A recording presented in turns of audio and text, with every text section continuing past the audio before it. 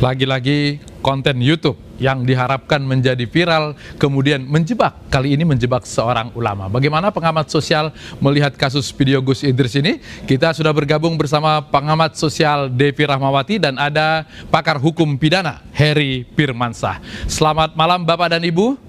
Selamat malam Bang. Selamat malam. Saya ke Bung Heri dulu. Bung Heri, kalau tadi kata polisi akan diselidiki oleh cyber, kira-kira kalau ini mau dibawa ke pidana, apa pasal yang bisa disangkakan? Ya, sebenarnya jujur saja Bang, tidak happy kan kita bicara tentang pidana ini, apalagi untuk perkara yang sebenarnya ya dianggap oleh masyarakat awam ini hal biasa begitu ya. Tapi memang saya juga berterima kasih iNews itu malam ini memilih tema ini dalam rangka mencerdaskan juga banyak orang. Mudah-mudahan orang jadi paham sarana informasi bahwa hal-hal yang tidak patut untuk disampaikan dalam hal ini, apalagi berita informasi yang mudah untuk diketahui oleh publik, itu setidak-tidaknya jangan segera kemudian dikeluarkan, diviralkan dan lain sebagainya. Terkait dengan pernyataan apakah ini bisa masuk ranah pidana atau tidak, ya kalau kita mau melihat dalam fakta hukumnya ada peraturan perundang-undangan yaitu Undang-Undang 1 1946 itu bicara tentang syiar yang bohong gitu Bang. Sesuatu yang disiarkan tapi konteksnya bohong. Ada bohong yang memang tidak dilakukan, dalam konteks ini ada informasi yang tidak lengkap diberikan. Tadi mungkin pernyataan beliau kalau saya tidak salah mencuplik itu tidak menyatakan ditembak, tapi konten tadi itu kan secara visual terlihat tertembak begitu.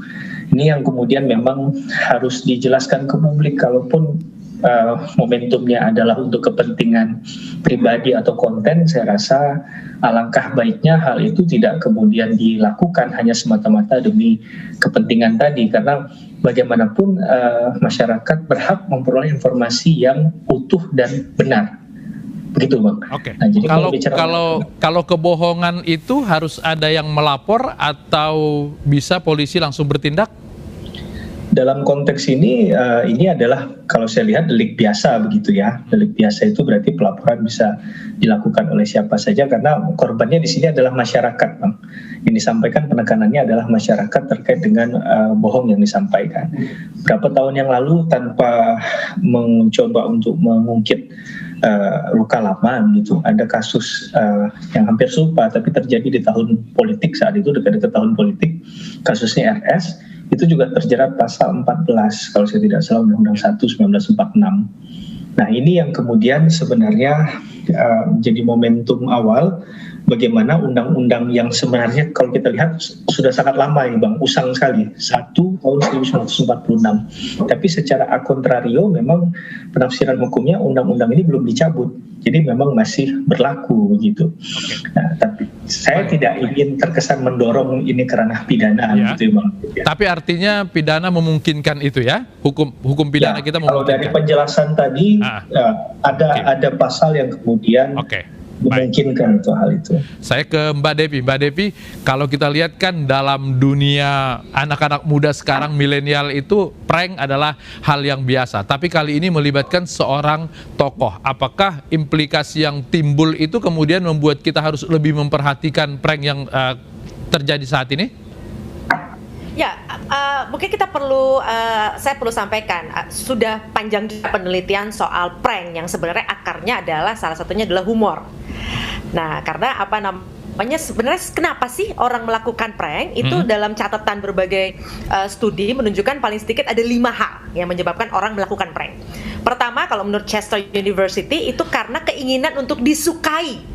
Jadi prank itu menjadi salah satu metode agar seseorang yang kemudian melakukan prank kemudian mendapatkan partner yang menyukai aksinya tersebut. Nah ini berhubungan erat dengan kondisi teknologi yang sekarang memberikan insentif bagi hal-hal yang memang mudah untuk disukai oleh orang lain. Lalu yang kedua, kalau menurut Derby University itu karena manusia itu terobsesi akan sensasi. Makanya prank yang tadinya awalnya mungkin hanya sekedar buat lucuan, menggoda, muncul di pendulum yang lain, prank yang sangat sadis seperti itu. Lalu yang ketiga, karena tadi menimbulkan efek bisa disukai, akhirnya menjadi metode menular karena bisa difotokopi. Akhirnya orang terus memfotokopi perilaku-perilaku demikian. Jadi ketika video-video prank itu justru kita tonton dan membuat orang-orang tersebut disukai, akhirnya mendorong orang-orang lain juga ingin melakukan hal yang sama. Dan yang keempat, humor pada dasarnya itu akan meruntuhkan hierarki. Kalau tadi ada jarak, segala macam, dengan tawa yang bisa saja awalnya prank yang sederhana sampai prank yang kejam, itu akan meruntuhkan hierarki. Ya. Kemudian yang terakhir, kelima.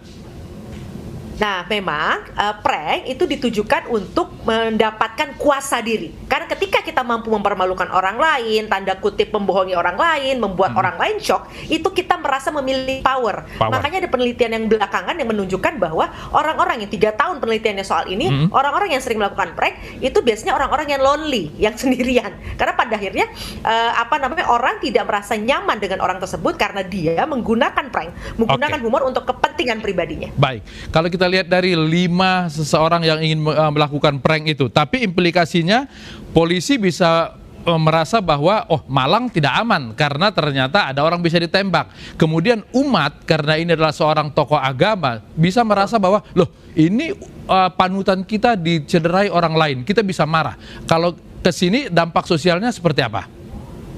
Ya, ini tentu saja tidak sedikit prank yang menyebabkan orang bahkan bunuh diri karena saking stresnya, bahkan di negara-negara barat, dan kemudian menimbulkan perpecahan, orang bisa baku pukul, baku hantam.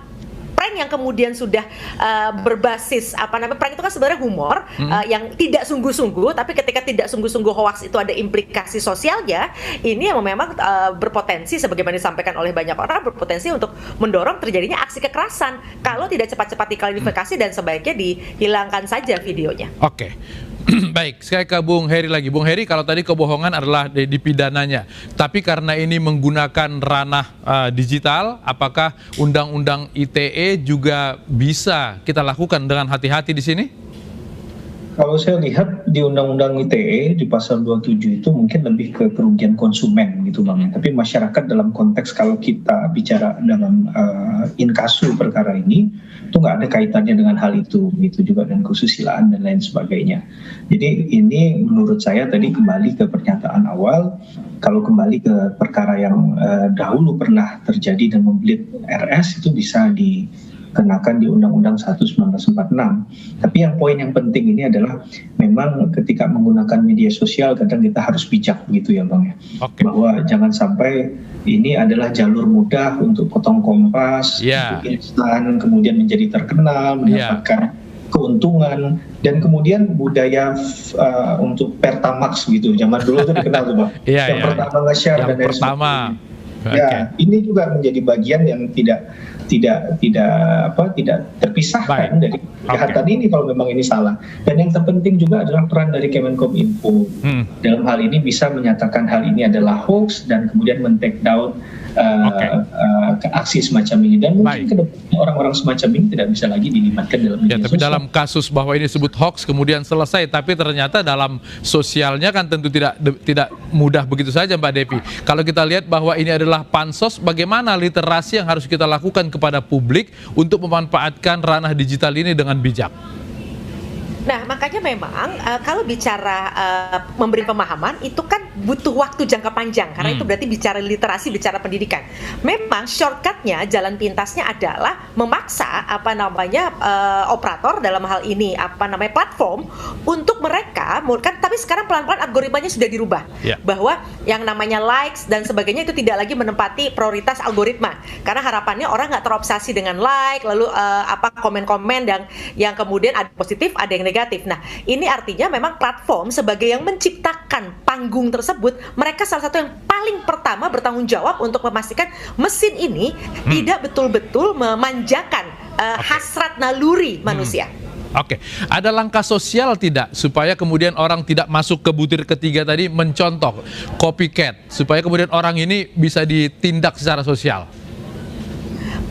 Memang perlu ada teladan contoh bahwa akhirnya video-video tersebut di take down, akhirnya tidak ada kesempatan untuk mengkapitalisasi direvitalisasi secara moral maupun material, Ya. gitu ya. Karena akhirnya mereka merasa useless kan, merasa tidak berguna. Ya, percuma naik ya, diturunin Iya, iya, ya, iya. belum dapat likes. Itu Iya. satu. Lalu kalau memang ada contoh besar yang kemudian bisa tanda kutip diberikan hukuman, itu juga penting karena memang perlu terus diingatkan kepada publik. Nah, kenapa disetujui itu harus di take down? Karena modus berita hoax itu akan selalu memutar-mutar video Ya. lama. Khawatirnya kalau ada musim tanda Oke. kutip perhelatan-perhelatan tertentu, video tadi itu digunakan lagi yang orang nggak tahu bahwa ternyata itu ulama yang dulu pernah ngeprank misalnya, itu Oke. bahaya sekali. Baik, Mbak Devi Rahmawati dan Bung Heri Firmansyah, terima kasih sudah bergabung di iNewsroom malam hari ini. Terima kasih. Sama-sama. Sama-sama. Sama-sama.